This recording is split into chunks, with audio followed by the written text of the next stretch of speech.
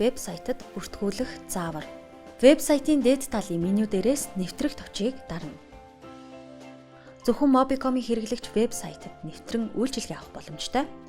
Нэвтрэх дугаараа дугаар гэсэн нүдэнд, нэвтрэх нууц үгээ нууц үг гэсэн цонхонд бичин нэвтрэх товчийг дарна.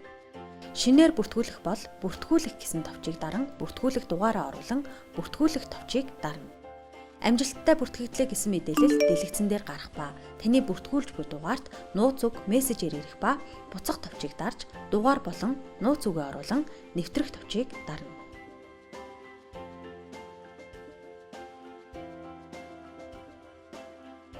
Mobicom цэгийн вебсайтад нууц үгээ сэргээх заавар.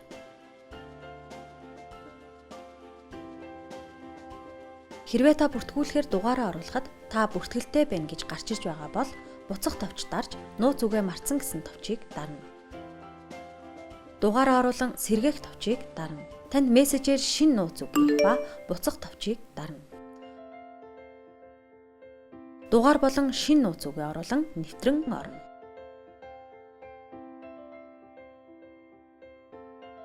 Та онлайн салбараараа тухтай үйлчлүүлээрэй. Mobicom